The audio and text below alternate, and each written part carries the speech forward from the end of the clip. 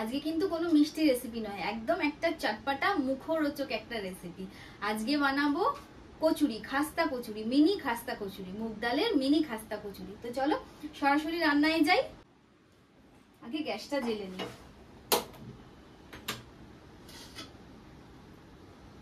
একটা frying pan বসালাম। মুগ ডালের খাস্তা কচুরি যখন, মুগ ডাল তো লাগবেই, তো নিয়ে নিচ্ছি মুগ ডাল। এটাকে কিন্তু ড্রাই রোস্ট করতে হবে। এর সাথে আরো কটা জিনিস দেবো, তো চলো সেগুলো একে একে দিতে থাকি। নিয়ে নিচ্ছি গোটা জিরে, দিয়ে দিচ্ছি অল্প গোটা জিরে, দিয়ে দিলাম গোটা ধনে, দিয়ে দিচ্ছি শুকনো লঙ্কা, এর সাথে দিয়ে দিচ্ছি কাসুরি মেথি, দিয়ে দিচ্ছি সামান্য নুন, সামান্য চিনি।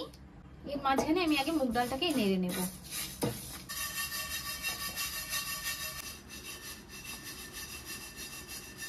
কন্টিনিউ এভাবে নেড়ে নেড়ে কিন্তু মুগ ডালটাকে ভেজে নেব।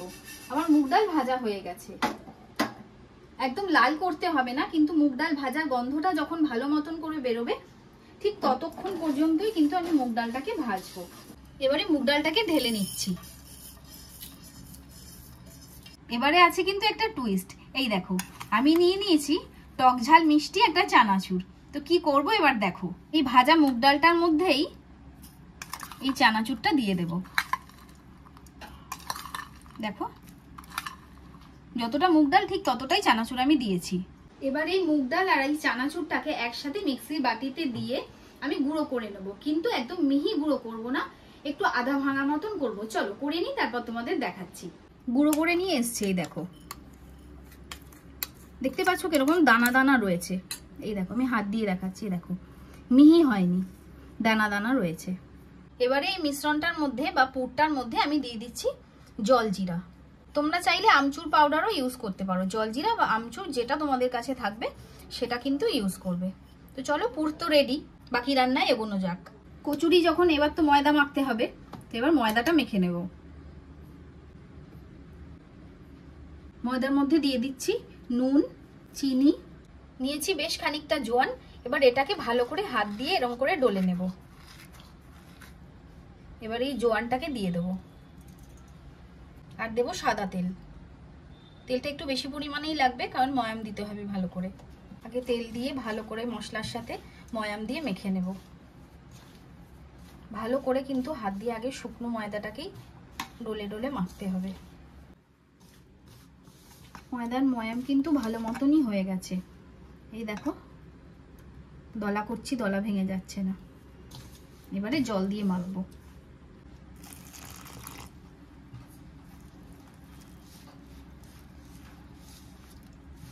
ময়দা মাখা আমার হয়ে গেছে। এবার এটাকে 10 মিনিট রেখে আমি ওয়েট করব। এবার ময়দা থেকে কিন্তু আমি ছোট ছোট করে লেচি কেটে নেব। আর যতক্ষণ লেচি কাটছি ততক্ষণ কিন্তু আমি কড়াইটা গরম করে তেল বসিয়ে দিয়েছি, আর আঁচটাকে একদম কমিয়ে রেখেছি। এই যে এইটুকুটুকু ছোট ছোট লেচি করব। লেচি করা দেখো হয়ে গেছে। এবারে এক একটা লেচি নেব, মাঝখানে পুর দেব। অল্প করে পুর দেব, দিয়ে মুখটা একদম সিল করে দেব, ব্যাস। আর এরকম ভাবে হাত দিয়ে সামান্য প্রেস করে দেব। দেখো, তো চলো সবগুলো তৈরি করে নিই। তো কচুরিগুলো তো আমার একদম রেডি, আর তেলও আমি বসিয়ে দিয়েছিলাম। তেলের ফ্লেমটা এখন একদম লো থেকে মিডিয়ামই রাখতে হবে। এবারে এই তেলের মধ্যেই আমি এক একটা কচুরি ছেড়ে দেব। দেখতেই পাচ্ছ তেল একদম গরম হয়নি, কিন্তু হাত দিলে ওপরে একটা তাপ লাগছে। এই অবস্থাতেই কচুরিগুলোকে দিতে হবে। দেখো, তেল এবার আস্তে আস্তে কিন্তু টেম্পারেচারটা বাড়ছে, গরম হচ্ছে। আমি কিন্তু গ্যাসের ফ্লেমটাকে একদম মিডিয়ামেই রেখেছি। এভাবে আস্তে আস্তে করে ভাজবো, যাতে ভেতর অবধি ভাজাটা হয়। যদি এখন ফ্লেমটাকে বাড়িয়ে দেওয়া হয় তাহলে কিন্তু ওপরটা লাল হয়ে যাবে আর ভেতরটা কাঁচা থেকে যাবে, সেই ক্রিস্পি ব্যাপারটা হবে না।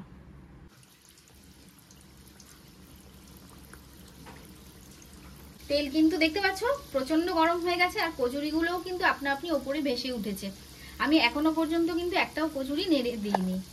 সব কচুরি কিন্তু দেখো ওপরে ভেসে উঠেছে। এবারে আমি কচুরিগুলোকে উল্টে দেব। বাহ, ওপাশটা কিন্তু লাল লাল হয়ে এসছে।